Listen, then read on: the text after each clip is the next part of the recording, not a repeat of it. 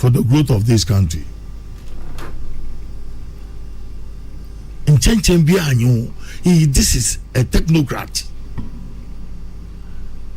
Or they are easy. If we want to do well with this country. Kwame, whenever there is crisis in attitudinal character or change bibi basa there Ghana ahunchaba ye dum kan ye won bo anu ye kure there ahunchawa binja ye oye ye yendam oye nti tambian we take advantage, we allow sycophants, hypocrites and alarmists into the system. If you want the propaganda at war nenyema ye wunyina na oye de ye dudu zo aye to aban sebe the fragile ye nyim the nitty-gritties of the economics na no hunchan nsu na yaso mawaba bia na ya atum. Kwame, I'm giving you an example. I'm listening. The urban infrastructure. In spite of being a CPP, in spite of once being an NDC, say you can't infrastructure in this country. Nobody can compare any government to that of Nana Akufo-Addo. I think the glaring. When you prefer the look, these are major projects at Wakodo. The one is easier, but look at what Nana Akufo-Addo is doing. From Adenta to Dodua. Akufo-Addo is not on the ballot. We're talking about the MPP manifesto. Mereka samu de besa samu do. The Shede warrior, the Muduwe carriage from Adenta to Dodua. Warrior dual carriage from Kaswa to Winneba. Warrior dual carriage from Pokwasi to join the Kumasi Road. Kwame, Mukade, when there is crisis in Adwinya Sesa. Obia wo mo ade anyenye biala saben bi bano onye Dr. Mahmoud Bawumia na bana, all these projects will be abandoned.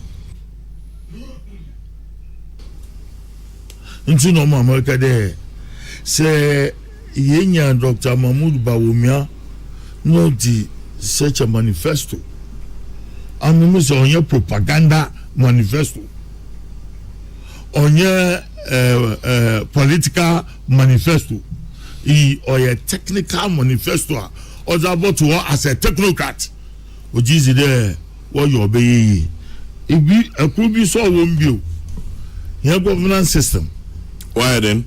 Say so ba nche ye bofhene ya elect MMDCs. The massimi over the whole 2019. Sure. I am mentasi. There, are we moving this country forward? And there, here parochial interest in tea. Adibi wa Obama ye tumpunu wa your governance system ma ne bi me be jan the yampin. Drip machines are what be. And there opposition minority members be our parliament. Once I was who this section no way who akata machines you do. That's hypocrisy.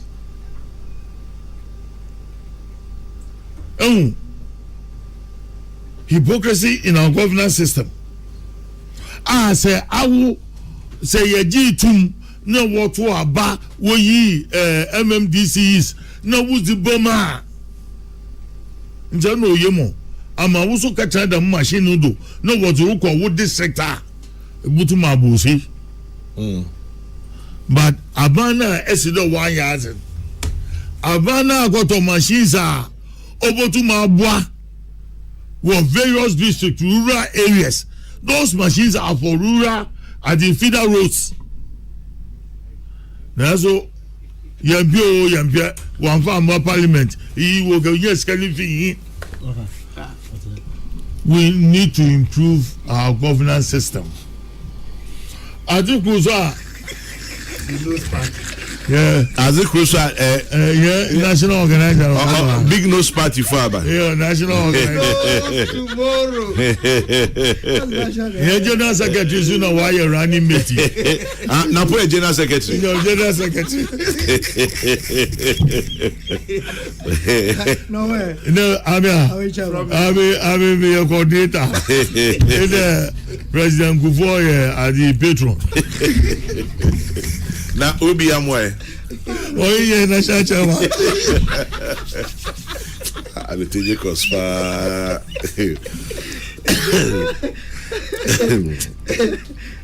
I'm going to Wama. Okay, let me just go through a few messages. Is it Mahmoud Bawumia or Mahamadou Bawumia? Allotey Jacobs keeps saying Mahmoud, which is which? Gasti man in Brekum. Well, it's Mahmoud, it's Mahamadou. Both are the same. He's actually spelled Mahamadou, but I'm sure you can pronounce Mahmoud Bawumia. Kwame, if a manifesto, well, this one was from Gasti man in Brekum. If a manifesto is not a performance, then what about no promise at all? Kwame Atta in Medina. Chairman General, please ask Kirk of Takoradi, what's the guarantee also that former President Mahama will be able to fulfill all his promises contained in his manifesto to be launched in his remaining 4 years? Francis Brakwa in Kumasi. Allotey Kabilanudo. Kwame. Yes, I begin us. National coordinator. Kwame. Yes. Authority on assemblies or electoral areas. It's an innovation. And when of late area We receive a part of common fund. that's how I'm going to do that. If you are assembly members will complain bitterly. Because apart from motor, I was more complain for this 4 years. What about one more motor? Also in motor, but it will go beyond that under Dr. Bawumia's manifesto. The have some of the common funds can be no was about electoral areas. Then assembly members who also was superintendent over at the Damascus. And now was a development in the various areas. An innovation. Kwame, Dr. Mahmoud Bawumia need digitalization. It's a game changer. Kwame, digitalization is the game changer. Sandy they say most of the DNC speakers now say worker high tech. It's more associated with Harris, Kamala Harris. The why they should vote for her. Digitalization. In Ghana, in our political arena, was a joke. Something that will employ millions of Ghanaians. Kwame, Enyima. Me. I mean, in Jama said Dr. Bawumia there. Yeah, army of unemployed graduates.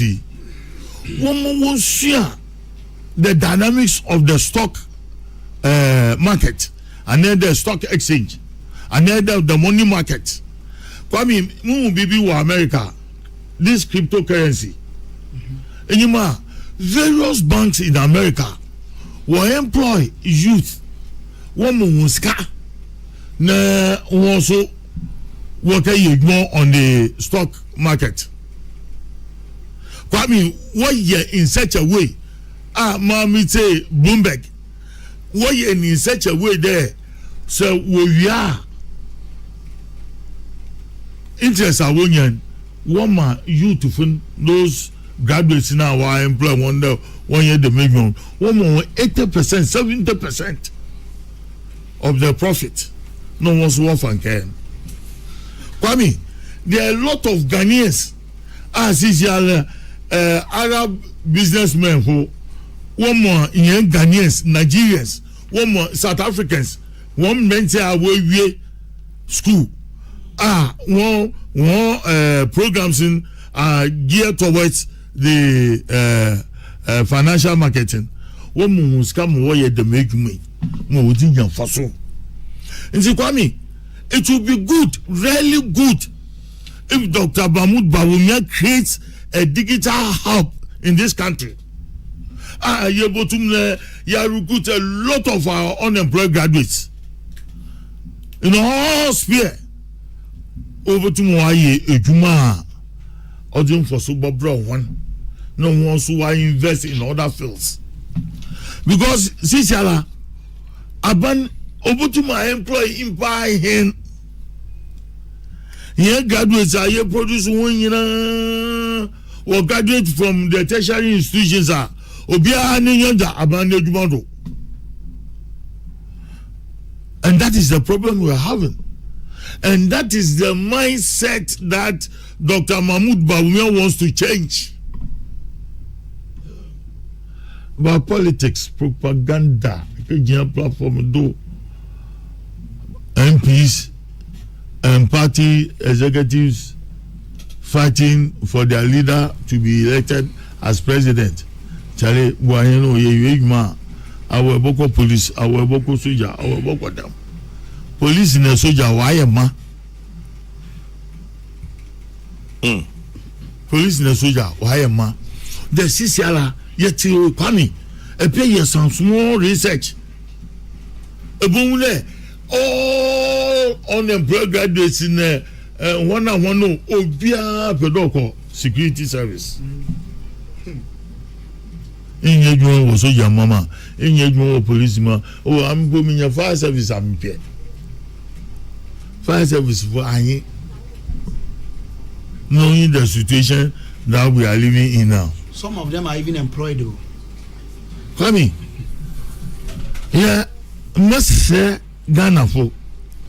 O send there, near Dudua, Sebita Fracha, young pro school, young can, young say radio, Nemo, Conconsa, Oye, and Denzi.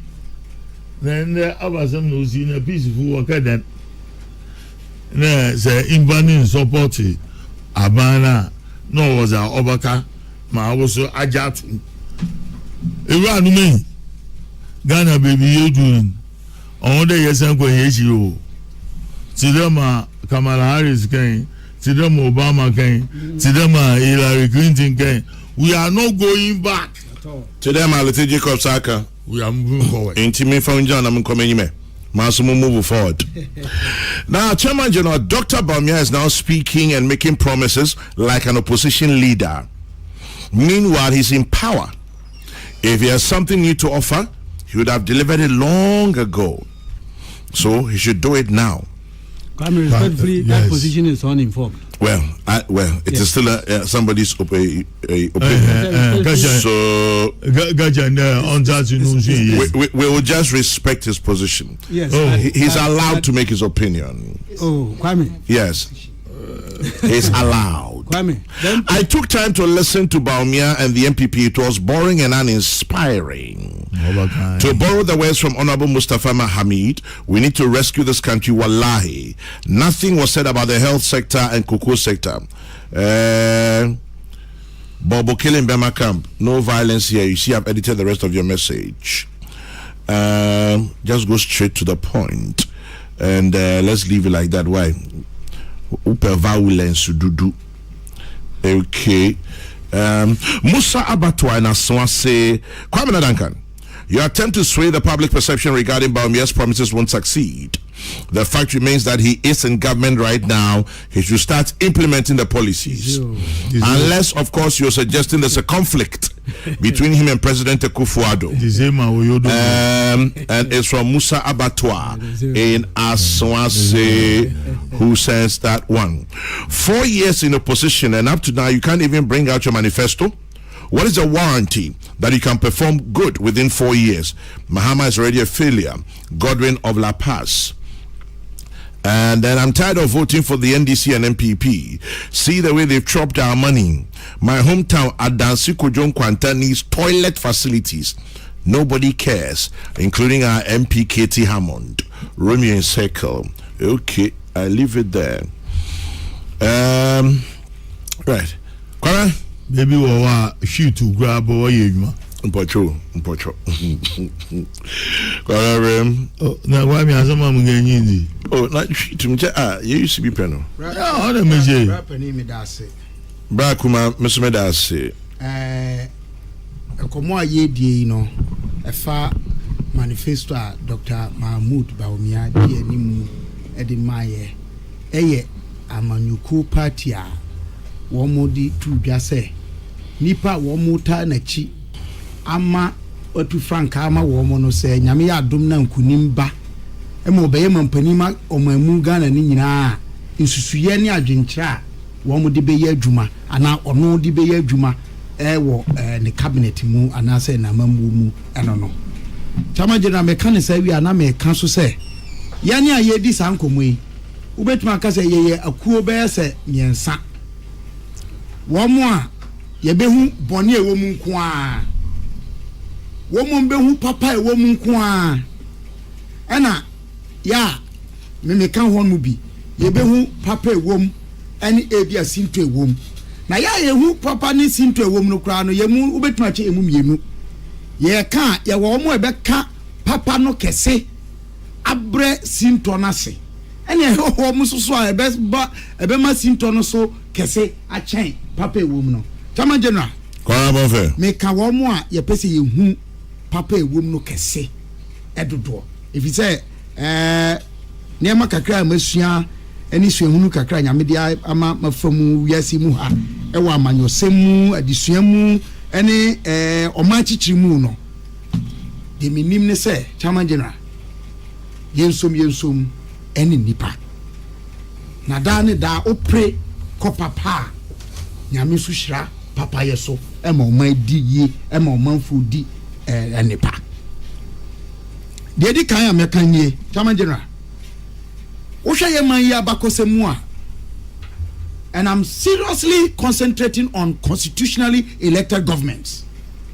Amamu aye o manfo na ato aba yi yen. Ifri ye fa hudi ebremu ebesi ne. Amamu aye a mampani a odim anase na bedi akirefo. Wo mu susuye ne wo mu adwene nkire ne wo mu antete no. Suahunu no ni fa bi ye nhwehwemu research philosophy eya eboa oman yi papa na brepam no ye bedi sankomo no na saasemi amikan ya tiase yi pa chama general no bebu sa Dr. Mahmoud Bawumia say nye all kana say da yeso a wodi tu dwa no aden na onye ni sesi ayi bia no na sebi na dwenkyere no de enso na dwenkyere no ya atwe akosi se biribi beba oman yi mu yam prinko ya nimbio and I reject that notion obifu bi sabi na wadi dem na ne dem mu ode nsusuye ba ya ma ene ukọ emano ni babia ne ayi amfidie mu a ye frɛ ade bi brown product BRAUN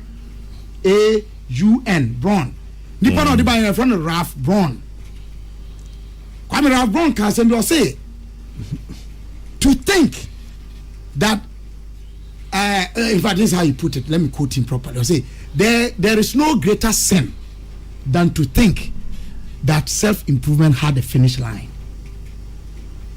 There is no greater sin than to think that self-improvement had a finish line. Just say ye pre ama ye dwumadie aso ani no e wo bribi e bekwa kosi a enya bi nka ho biom. No, we always move on. Move and improve. Enti adwenkyerɛ Dr. Mahmoud Bawumia di na manyuko nanim edi atudwa no.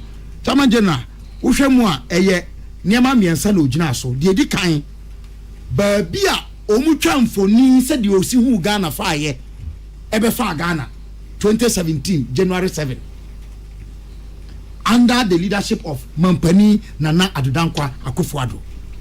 Kwame de tosu biom a okaye to prove again one more say Dr. Mahmoud Bawumia is running away from the record of Nana Akufo-Addo no. He has shown amply.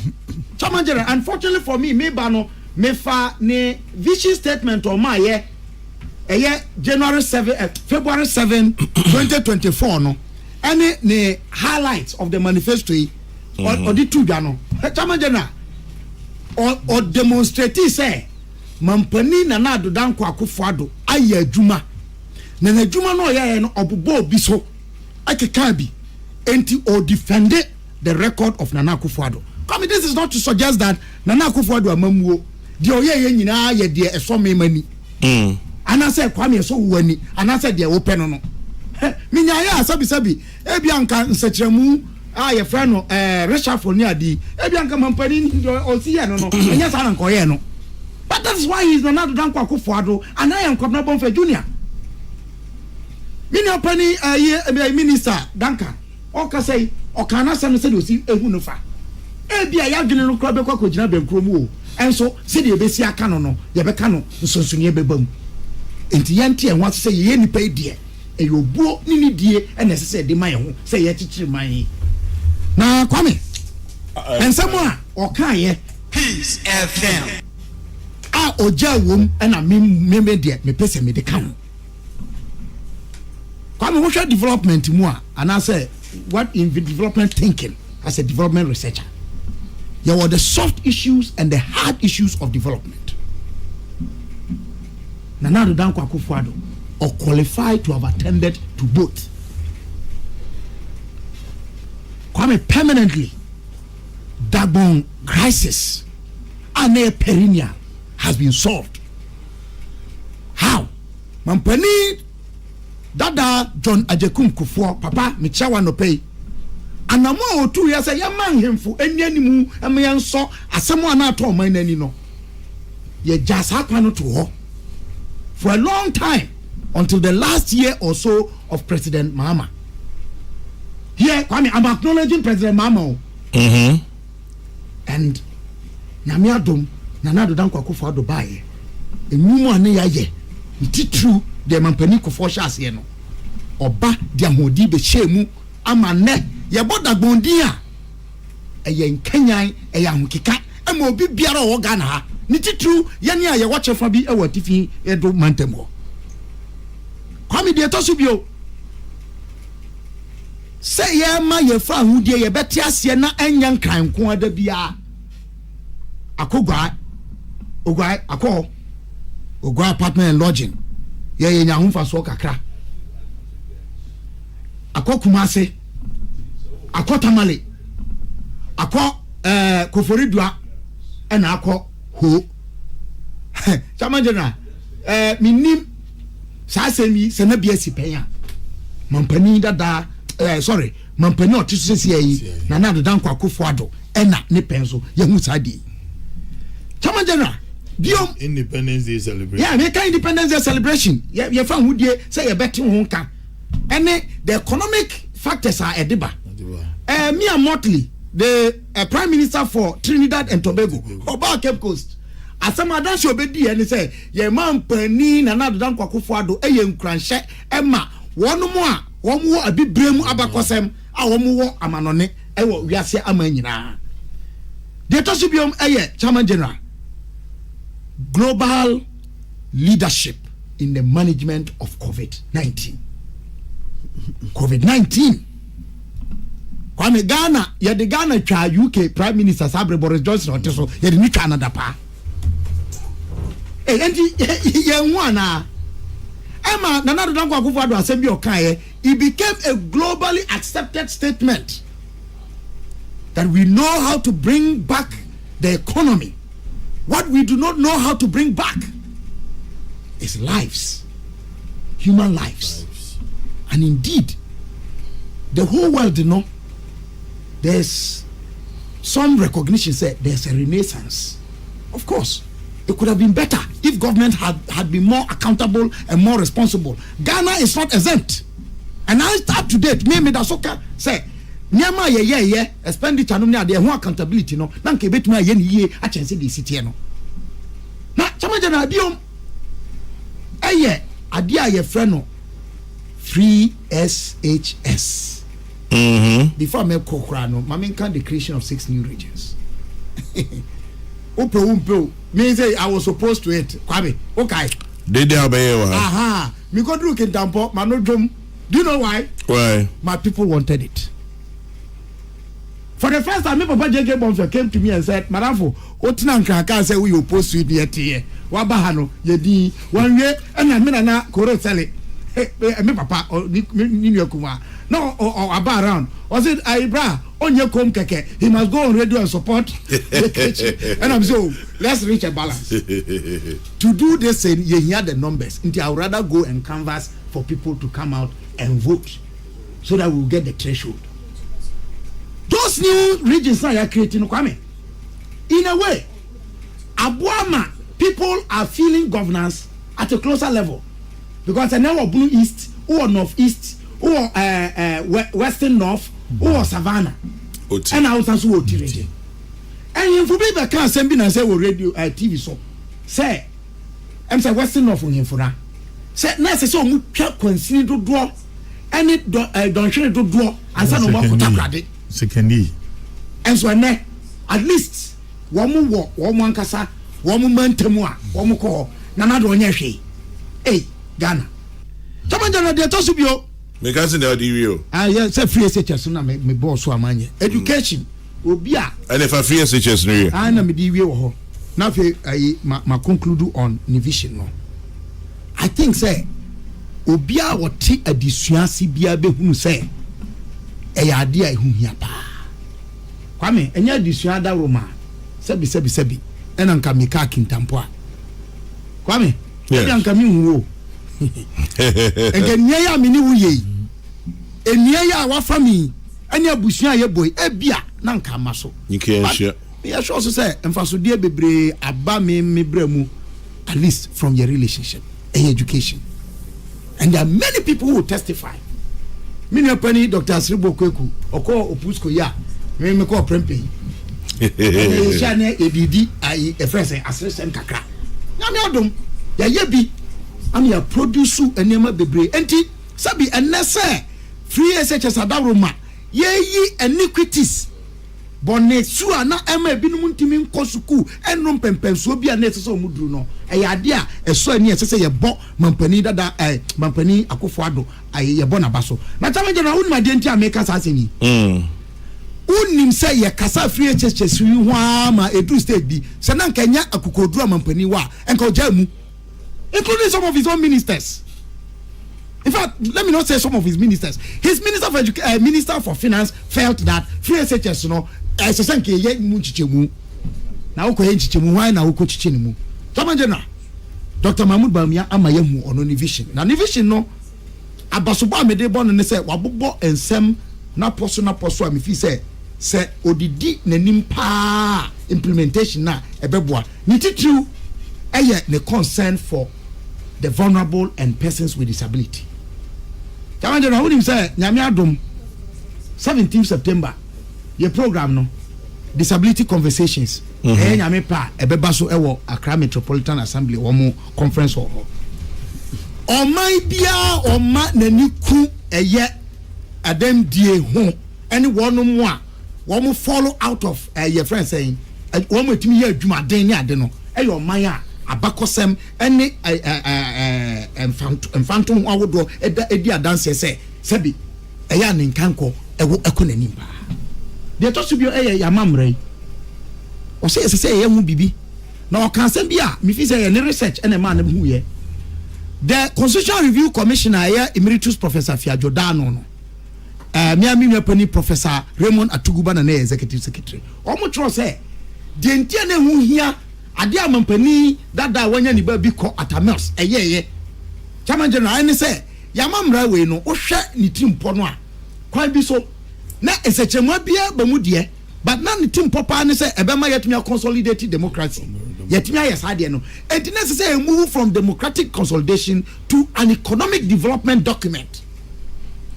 Dr. Mahmoud Bawumia is promising that, and I believe that from me did hear pass sadie no ayade oya ebe boa ye nyina Chairman General misi from no de me di wie eye mampania be di akire Dr. Mahmoud Bawumia asema okafa onu ankasa ne ho eni sentia Chairman General esese ye nya ni mu ahotoso eni gidie eta na chi.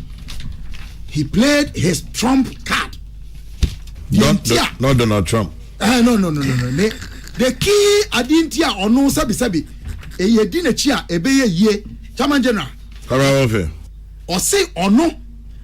My life in public life has been one of selflessness, of putting the needs of Ghanaians first, irrespective of one's religious beliefs, social status, gender, or level of education.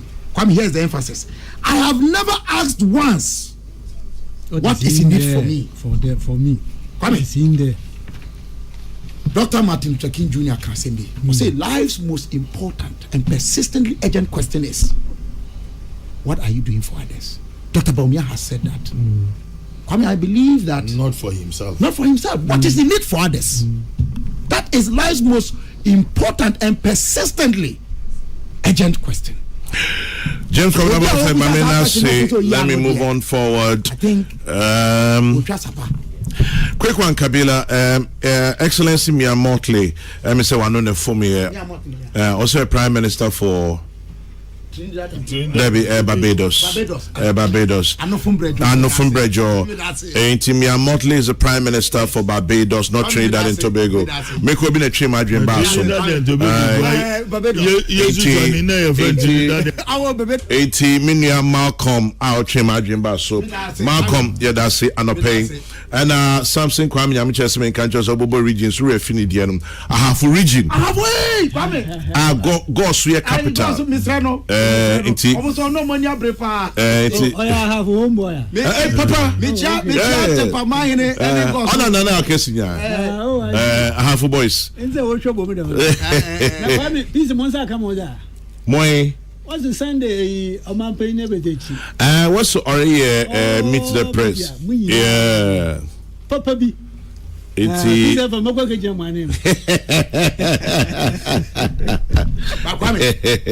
Dr. Bawumia or what say or your PhD. Consistency. Research. And with our PhD agency.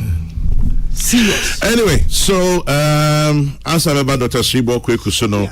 Me YouTube phone ya me mamachi anopay me who say messages there promisum Joey App says NDC and MPP must go. We need cheddar, a new force. Isaac Crunchy says good morning Kwame. Dr. Bawumia Napo best for Ghana. That is Isaac Crunchy from Adenta. And then Green Zone says NPP and NDC cannot fight Galamsey. Both parties are involved in Galamsey. Vote for Alan Chemating. Okay. This one says, I lost more than 27 classmates who got 12 ones during 93 GSS exams. Their parents did not have money for secondary school. That's Emmanuel Bruce. And Toof says, Chairman General, DMB didn't make any promise but has achieved a lot as Vice President. The manifesto is not a promise based but details. And then this one also. All right, YouTube has been Nana Yao says hardship is everywhere. Here in the UK, even cooking oil has risen from £3 to almost 9. Okay. Jonathan Obin says if Bawumia wins, a lot of Ghanaians in Europe will move to Ghana. Okay, that's Jonathan. I don't know if Ghanaians agree with you. Alfreda Bebio, Bawumia and Napo will break the 8-1 touch. And then let's see. The same message, I repeat this. Kwame. 80 my YouTubers made a message. Good morning, Doc. Ain't you surprised the rate at which NDC people are texting? But I thought they said they had boycotted Kokroko.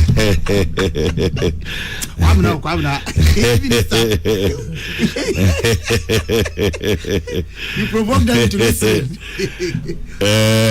Well, Samuel Kelly in the UK says greetings to your team, Allotey, Jacobs, and the rest of them. And okay, Georgia Koto, Kwame, Mahama never fulfilled the promise of building the E-blocks. NPP has built more than they did.